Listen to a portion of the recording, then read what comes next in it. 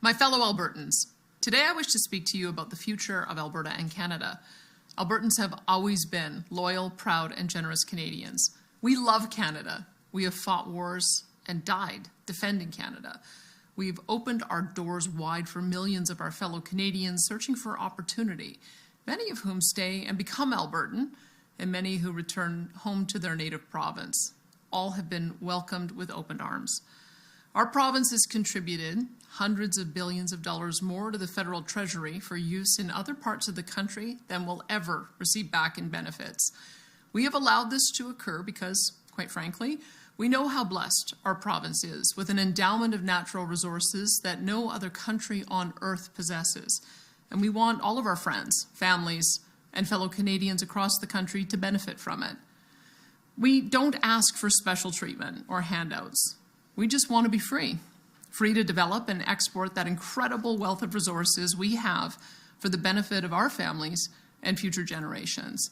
Free to pursue opportunities with the ideals of entrepreneurship, hard work, and innovation that have become synonymous with the name of our province. Freedom to choose how best to provide healthcare, education, and other needed social services to our people, even if it's done differently than what Ottawa has in mind. Strong and free is more than just our provincial motto. It represents who we are and how we want to live as a people. And that is why Albertans are so frustrated with the direction of our country. For the last 10 years, successive Liberal governments in Ottawa, supported by their new Democrat allies, have unleashed a tidal wave of laws, policies, and political attacks aimed directly at Alberta's free economy, and in effect, against the future and livelihoods of our people. They have blocked new pipelines with C-69, cancelled multiple oil and gas projects, and banned the very tanker ships needed to carry those resources to new markets.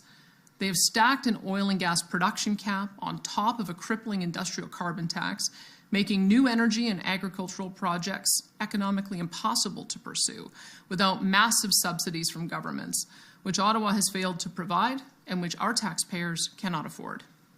This onslaught of anti-energy, anti-agriculture, and anti-resource development policies have scared away global investments to the tune of $500 billion, driving those investments and jobs out of Alberta and Canada to much more attractive investment climates in the United States, Asia, and the Middle East. Having traveled much of the world these past few years, it is evident that Canada is not viewed as an attractive place to invest in resource development, manufacturing, or agriculture because of our high carbon taxes, endless red tape, and the uncertainty and chaos brought about by these and other federal government policies.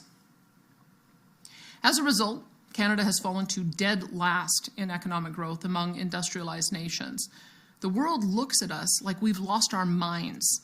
We have the most abundant and accessible natural resources of any country on earth, and yet we landlock them, sell what we do produce to a single customer to the south of us, while enabling polluting dictatorships to eat our lunch. For Albertans, these attacks on our province by our own federal government have become unbearable. As I said, these policies have cost Albertans roughly $500 billion in investment, and that loss is growing daily. It has and will continue to cost hundreds of thousands of jobs, robbing countless Albertans and other Canadians of their means of providing for their families. It has cost us a decade of opportunities and tens of billions in lost royalties that could have been invested in the health, education, infrastructure, and social services Albertans and Canadians need. And what's worse, Ottawa continues onward with more destructive policies. They have imposed net zero mandates on our natural gas-based power grid, causing investment in reliable generation from natural gas to flee, thereby endangering the future stability of our power grid and risking future blackouts and spikes in electricity costs for Alberta families and businesses. They have attacked our food producers with methane taxes, onerous regulations on fertilizer, electric vehicle mandates, and many other destructive policies that have hiked costs on our farmers and ranchers and driven billions of dollars of investment in agriculture elsewhere. They've interfered in provincial jurisdiction time and again, from taking over the regulation of plastics to mandating how we operate childcare, healthcare, and dental care, to harassing law-abiding firearms owners, to dozens of other examples of unconstitutional interference. And of course, Alberta has fought back. We always have and always will. We passed the Sovereignty Within a United Canada Act and have invoked it twice to protect Albertans as best we can from the effects of the net zero electricity regulations and the energy production cap. We beat the feds in court on both the No New Pipelines Law, C-69, and their attempt to regulate plastics, though they have ignored both court decisions to this point. And we have just announced a court challenge on the net zero electricity regulations and are further preparing to also challenge the energy production cap. We continue to do all in our power to counteract Ottawa's chill on investment in energy, agriculture, and our other job sectors through various tax cuts and incentive programs, which greatly strain the provincial budget.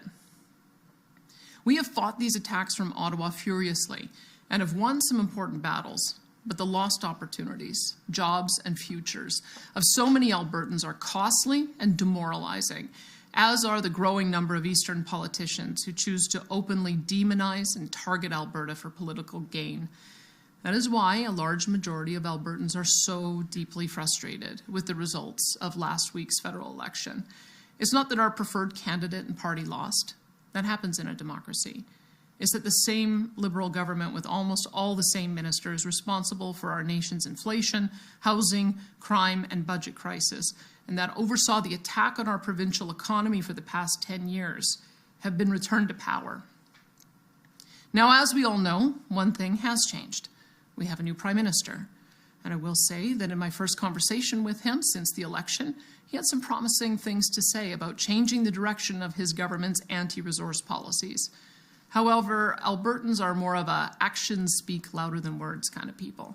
So while I will in good faith work with Prime Minister Mark Carney on unwinding the mountain of destructive legislation and policies that have ravaged our provincial and national economies this past decade, until I see tangible proof of real change, Alberta will be taking steps to better protect ourselves from Ottawa. As a start, I will soon appoint a special negotiating team to represent our province in negotiations with the federal government on the following reforms requested by our province. We hope this will result in a binding agreement that Albertans can have confidence in. Call it an Alberta Accord, if you will.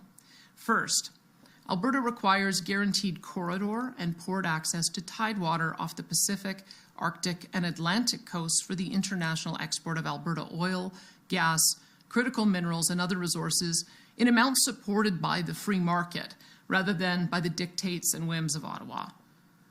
Every province in the country, other than Alberta and Saskatchewan, have coastal port access, and no province needs it more given the size and value of our resources. This will benefit all Canadians to the tune of trillions of dollars of economic activity, including billions for First Nations partners.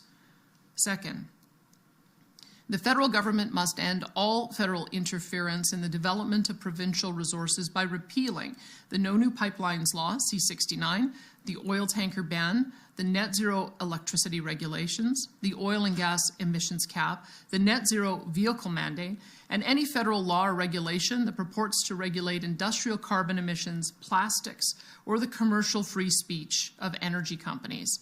These laws are destroying investment confidence and costing Canada and Alberta hundreds of billions in investments each year. They need to go.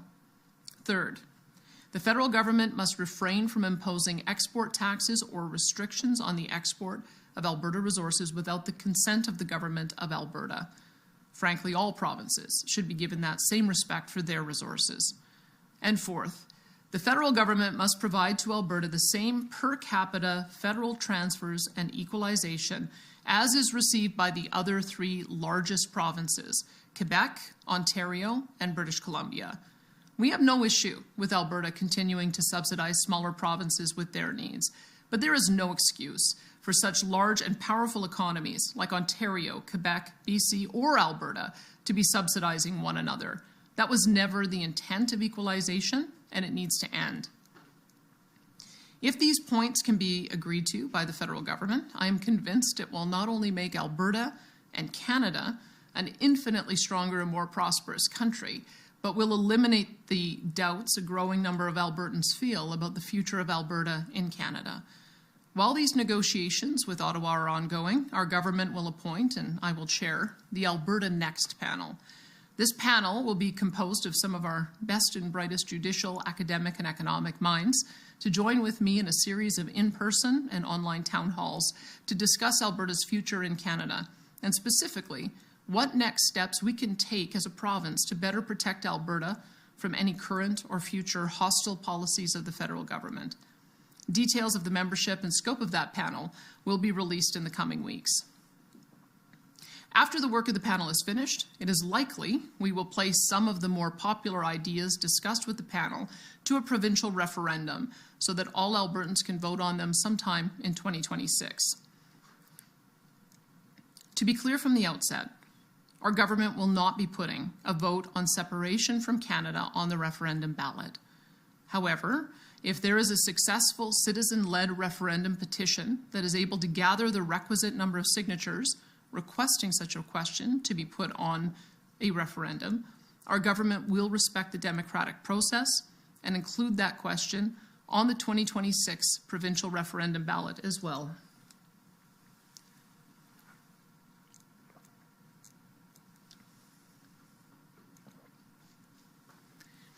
I also want to state unequivocally that as Premier, I'm entirely committed to protecting, upholding, and honoring the inherent rights of First Nations, Métis, and Inuit peoples.